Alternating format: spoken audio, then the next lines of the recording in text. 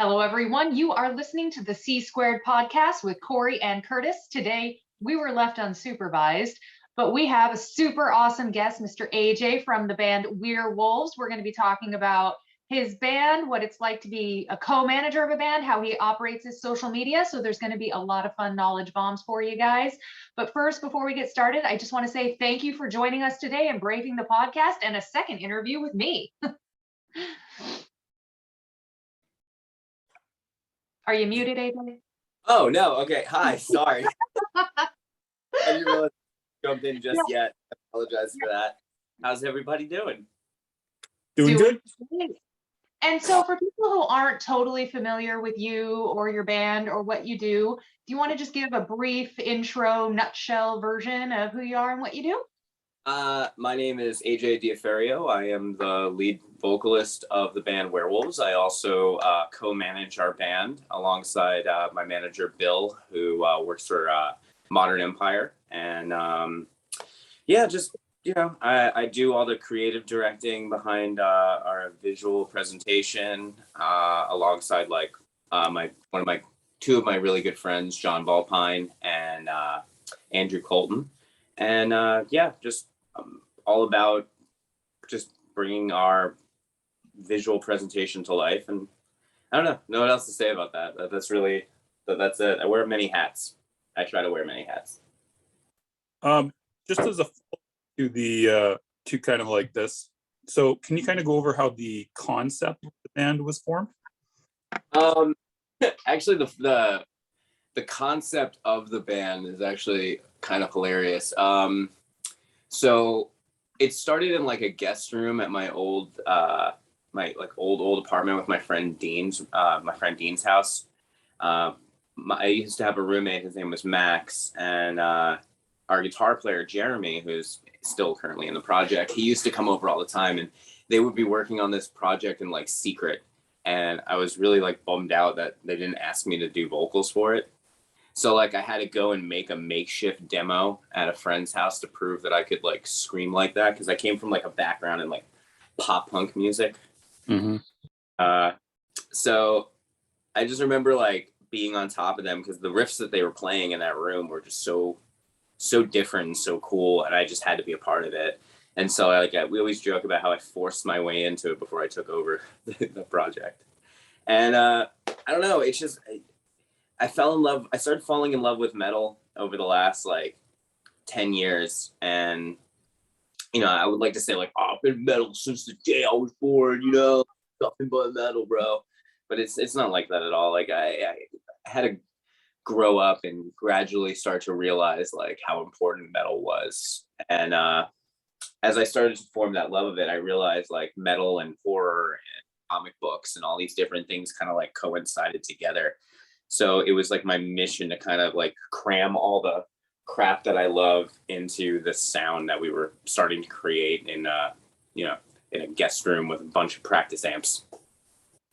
So just to clarify on that, so because it's very horror themed, so how did you kind of like make it so that way you could cram all like the crap, like you said? Well, I mean, if you look at how comic books are kind of set up in a way, there's always like an element of horror. Like in your Batman world, you got the Joker. The Joker is basically a serial killer, crazy serial killer kind of person. Like comics and horror have always kind of like been side by. Like there's always like the element of good versus evil and stuff like that. And sometimes evil does prevail. And it was one of those things like, the focus was mainly horror, just because there was something that it's just, I don't know, with the name and that we came up with when we called ourselves Werewolves, and just the elements of putting it all together, it just made the most sense to kind of lean more horror focused. And I don't know, like that's really it. I mean, there's not much to it. I'm a huge horror movie fan, and I just try to push as much of that into this project as possible, because other than that, we're just a collection of random dudes trying to play over each other. That's the only way. Cool. I think I've done the follow-up on that, actually. I don't have another one. And so with all of the, visual direction and everything that you do for the band, how do you come up with the ideas for the videos? Do you just base them off of movies that you really like, or how do you come up with that kind of inspiration, specifically like on the Sell Your Soul video with the Wolf of Wall Street, but then you also have very contrasting, much more dark and less humorous visual elements throughout. So how do you come up with the different ideas for those? I kind of let the song dictate what direction I'm gonna go in.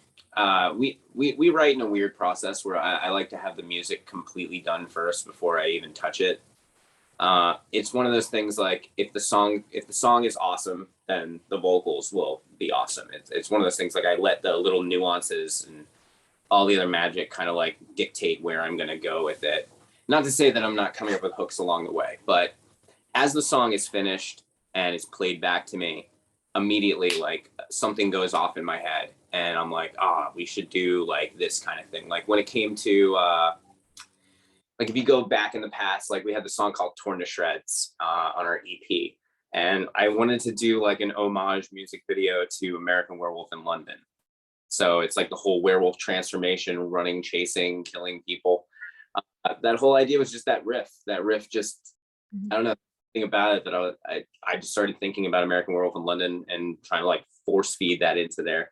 Or like, for example, we covered like an Atreyu song, we covered Right Side of the Bed. And so I was just thinking it would be hilarious to kind of like try to emulate scenes from our favorite like 80s and 90s vampire movies. So it's those kind of things, like whatever the song kind of puts out, it means something to me. And in my brain, I'm like, how can I put all these things into it? Like, for example, with the Sell Your Soul one, because our album is based off of Dante's Inferno, and we were trying to kind of like give like an element of each layer of hell to whatever single we were putting out video wise, I was just thinking, what's the personification of greed?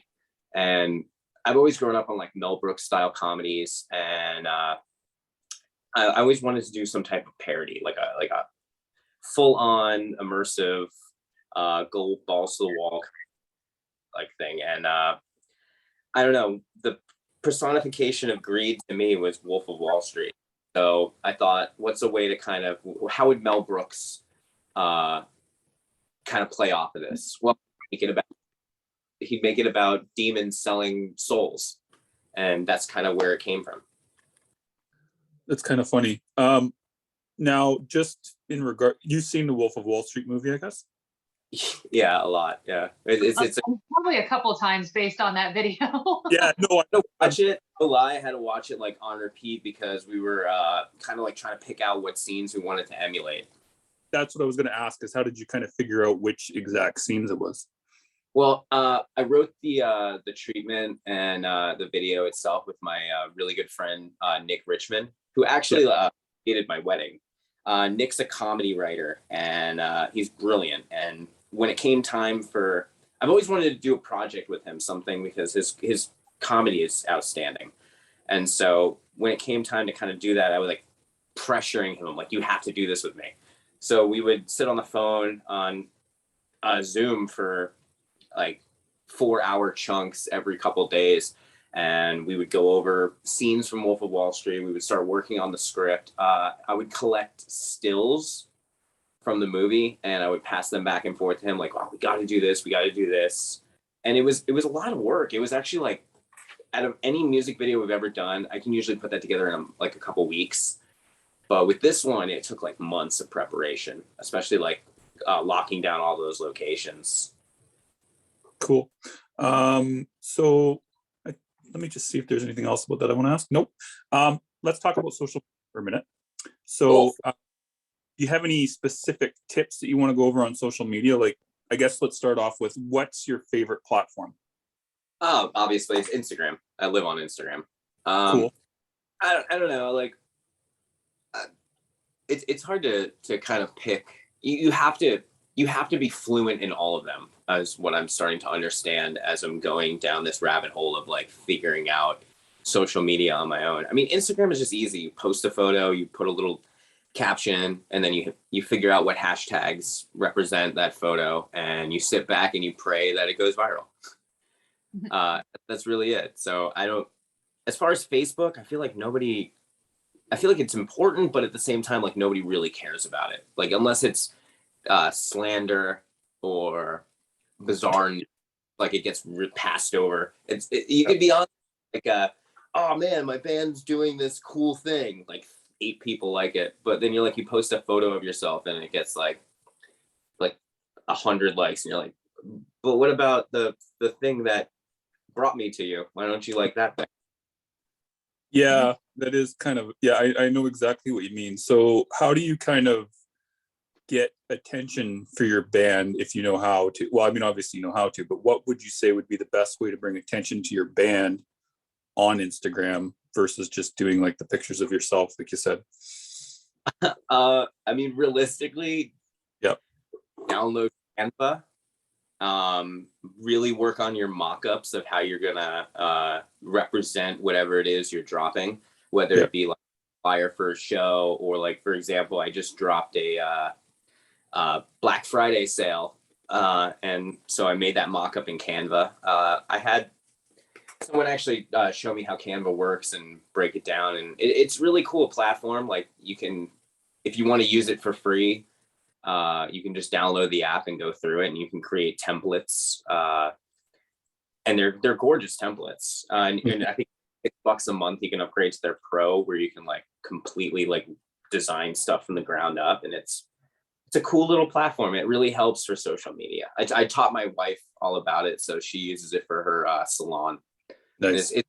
Yeah. Other than that, I'd say really invest your money into photography, because band photography is so important, and don't be afraid to like try weird things. You guys don't all have to do that. Like we're all standing on the beach, like looking in different directions thing. Like really start thinking outside the box and try to make yourself stand out a little bit. Well, one thing I want to ask you about here, because you run, I think you just have the 2 social accounts you run, right? For on Instagram, your own and the Werewolves one, right? Yeah, I also have my own barber page, but okay, you got 3. Okay, so you got 3. So how do you kind of make the time to do 3 pages consistently, I guess is what I'm trying to ask. Well, being that I am in my daily life, I am a barber. I have a lot of in-between time. I think if you don't have a lot of in-between time, you really need to like yell at your band members to all get on top of stuff. Mhm. But if you have a lot of in-between time and you are a control freak, like I've been known to be, you make the time, 10 minutes here, 5 minutes over here, you go to the bathroom and make a post. Like, Yeah. I don't know. It's all about like time management. I like to, Instagram has these cool options where you can pre-make all of your like posts, and you could just click and share. So I'll keep in my notes, I'll keep like a bunch of hashtag starters to kind of like go off of, like groupings. Like if I'm making a music video, if I'm posting a music video, I'm posting a new song, I'm posting just a photo of us, or I'm posting like a t-shirt sale. Like I have these little clusters that I can just highlight, drop in, boom. So it's one of those things, like I'll go ahead and pre-make all the week. Like say like we get a new photo shoot, and then like a new single coming out, or we have like a thing coming up. So I'll plan out the week, like every 2 days, to have this drop at 3 o'clock. So I'll set an alarm on my phone, 3 o'clock goes off, boom, drop it in there. Highlight the hashtags in my notes, pop those in the comments, like that kind of thing. It's so annoying, but it's so practical. You need to do that stuff. Fair. And then the last question I had about Instagram is, what do you think gets you the most traction to people towards your music? Do you think it's your own page, your AJ page, or do you think it's the actual band page? I feel like it used to be my own page, but then one day we started the band started surpassing that. So I realized I've built us up enough to the point where people are paying more attention to the project, which is exactly what I've always wanted. Like it's exhausting having to be a front man. Like you don't you don't want that much attention. Some people do, some people don't. And you want the thing that gives you the attention. You want that thing to be the successful thing. So I don't know, just putting more effort into Werewolves, especially with the album being out, it's easier. I don't know, like we've just been having an influx of follows lately, and I'm so thankful for it. And I'm on our page more now than I'm on my own personal. My personal, I just get something out of the way when I'm on the band, when I'm there to work. And I love that.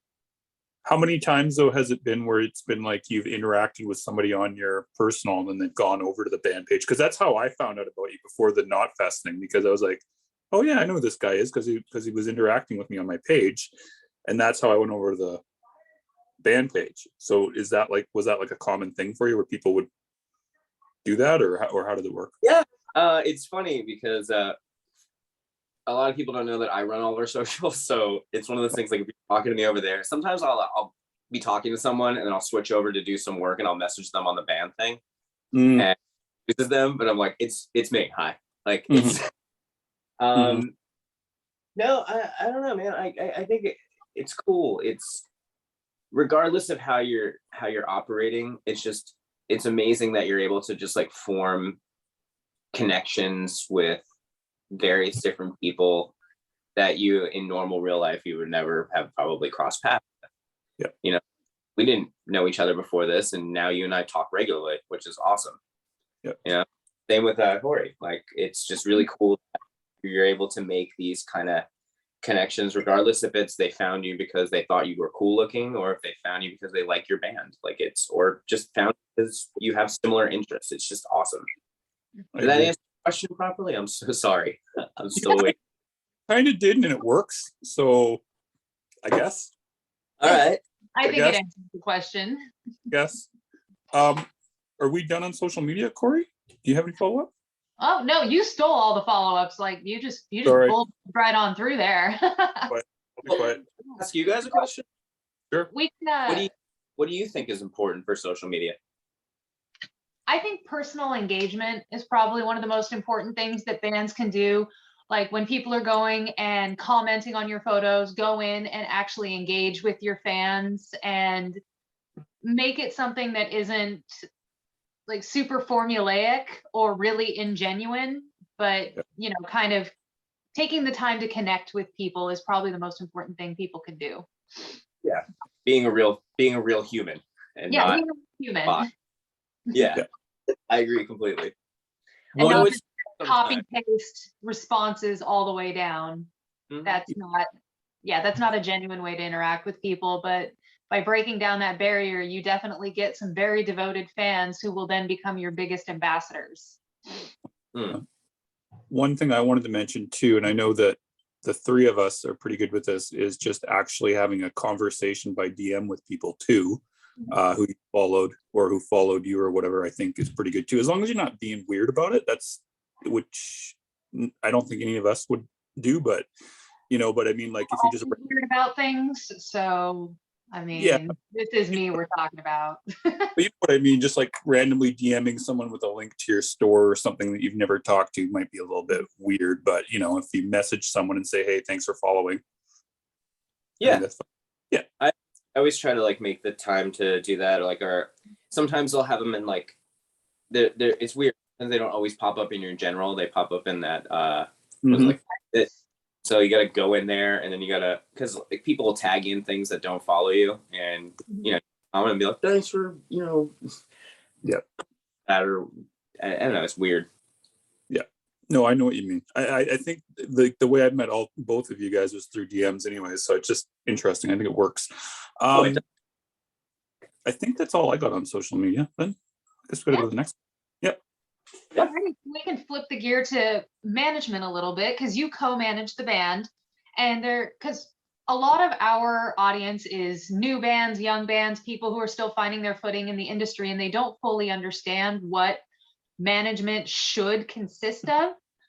So since you co-manage the band, what, in your opinion, are the things managers should be doing for their bands and things that they should be looking for when they do work with somebody? it's a hard question to kind of answer, because I feel like there always needs to be one band member that wants to be not necessarily wants to be, but has to be the leader of the group by default.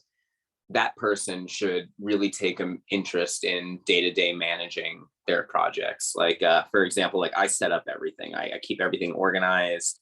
I check in with every individual member, make sure they're okay.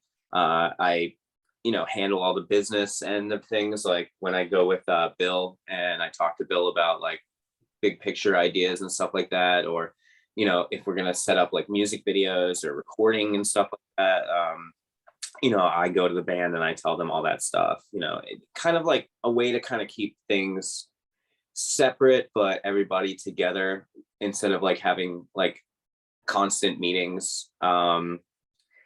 It's one of those things like you kind of, a project like ours or just a band in general, like if you want to start doing it as like a career, it's an everyday thing. It's there's no time off. Like on my days off, I'm researching stuff or trying to plot like new ideas, and then I'm running it by the guys to kind of get their idea of whether they like those things.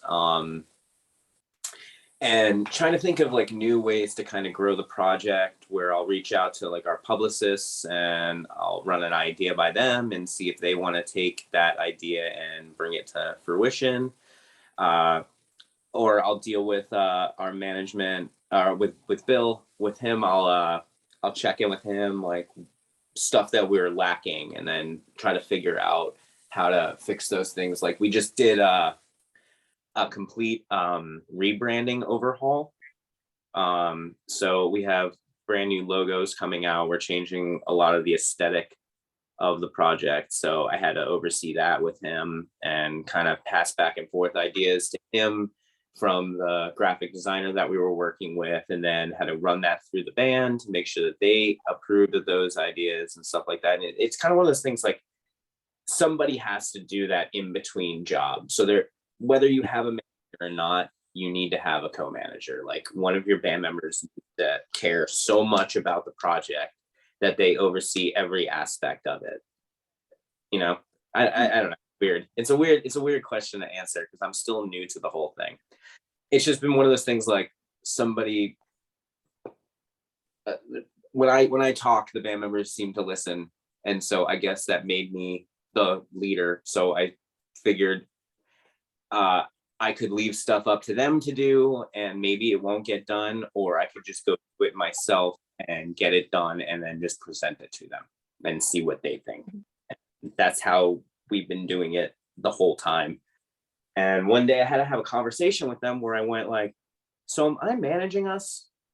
And they were like, well, yeah, basically. And I'm like, no, I need you to say it, because if you say it, then it's a real thing. And then I'll go and I'll do that. And so they were like, yeah. And so when we first met with our manager, he said, he's like, what do you need me for? And he's like, it seems like you're on top of all this stuff. And I go, I need somebody to help me take the no knowledge I have and grow it and grow this project. And I need you to take all of your business knowledge and just go do it. Introduce me to new people, find contacts, get us the things that we need, like label interests, or like how you got us the Blood Blast distribution deal. Like, it's good to have a partner, someone who really wants to be a band manager, and somebody in the band who has to lead. Yeah. And you did touch on one other thing that's super important, and that's making sure that everybody is on the same page with that leadership, and making sure that everything is very clearly communicated with each member so people don't end up feeling trampled. Well, we've run into things in the past with ex-band members where we would all butt heads, and they would say like, why do you have final say? And I'm like, I don't have final say. I know this is going to work and I want to do that. And it's one of the, like, I would end up like trying to convince this person and they would be just shut off just because of the fact of I wanted to move forward with this idea, and they weren't like 100% in. So now it's one of those things where now that I have the title, I do have final say, but I care if they think it works for us. So I try to communicate as much as possible. It's like any relationship, communication is such key to and being able to sit in a room together. I learned a lot from watching that some kind of monster documentary by Metallica. Yep. Yeah, you don't therapy. Yep. I don't have a follow-up on management, but I do have another question, unless Corey has a management question. So we didn't really touch on this. Now, the band name. So it is kind of spelled kind of weird. Yeah. So how do you kind of, I know like it's werewolves, you guys call it, not werewolves, right? It's however, it's subjective. It's however you want to say it. We say werewolves. Okay, then I've been doing it wrong. Okay, so then how do you okay, so with that, how do you kind of handle it so that way people kind of understand, because it's like, you know, it's werewolves type thing, right? Growing up with a super Italian last name that nobody properly, it doesn't even faze me, because people have ways of saying my own personal last name, where it's spelled exactly the way you pronounce it, Diaferio, right? So like wolves, everybody's like, we're wolves, we're werewolves. So it's always like a joke in our band where we're out of nowhere, we'll just all start saying the different pronunciations of our name, but it's how it's spelled. It's we're space wolves, we're wolves. So I don't care. However people want to say it, you say it, and that's cool.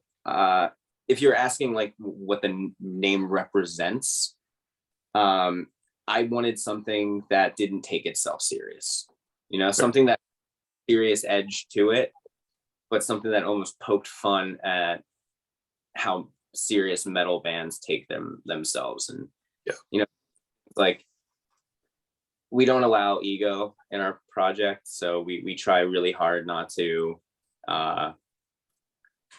get so serious. We're always trying to like joke around with each other and laugh things off. And it was one of those things, like with the horror edge that we were trying to go for, we also really want like some comedy in there.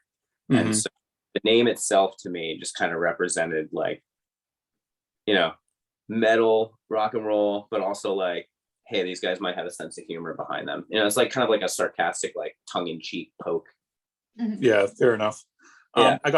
I got one last question for you, and we're basically out of questions. So how big of an influence was Rob Zombie on the band then? Because it seems like a very similar aesthetic, and I apologize if it's not, but it kind of comes across that way to me. No, it absolutely. Musically, we're not trying to go for that, but stylistically, we are definitely more in that direction. I can't. My band is huge Rob Zombie fans, but I can say that I am a massive Rob Zombie fan, and I could tell. So it's one of those things, like, I'm always trying to think in that, like, that perspective. I'm like, whenever we're coming up with new concepts or coming up with like visuals or anything like that, I'm just always thinking like, what would Rob do? And like, he would cover in blood and just zoom in on the gore. That is exactly what Rob would do. Yeah. Where everybody else pans away, he gets up close and personal with the viscera. I love it. And he doesn't take himself or his films like that serious. Like, granted, yes, he's putting a lot of work into creating those films, but like, he makes his characters these offbeat, like in your face, kind of like almost hilarious, like parodies of people. And so that's one of those things I take into consideration when we're making music videos too. Like, I don't want it to be, I want it to be fun, and he has a way of making it fun. And I know that he's making most of these for just himself to enjoy. And that's awesome. I think when you have with Rob Zombie, he's very authentic. So I look at someone like him and I go, am I being genuine? And if I don't feel like I'm being genuine, I don't go with that idea. And so, you know, it's kind of like the WWRZ thing. Like, what would Rob Zombie do? And, you know, try to make it as much himself as humanly possible. So it's one of those things, like, I always try to make it like authentic as I can. Cool. Very cool. I think we're done for questions, aren't we, Corey? That I didn't have any follow-ups on my end. Cool. Is there anything else, anything you want to plug, anything you want to say before we sign off, AJ? I go listen to our new album, Evil Things, and go watch our music videos on YouTube. Other than that, we don't really have anything coming up just yet. We're actually going to start working on a couple more music videos. Woo! And after that, we're going to lay this album to waste. We're done. And we're going to start production on our next record, which I just came up with the concept for it the other day, and it's fucking wild. Nice. All right, I didn't add. Oh, he's cursing aloud. I apologize. Yeah, go ahead. Yeah, we don't give a shit. Fuck yeah. All right. Yeah, that's it. Like I'm over this record, and I'm ready to go and do the next one and give it my all again. And that's really it. I have nothing else to plug at the moment. Sweet. Okay. With that, party on, Corey. Party on, guys.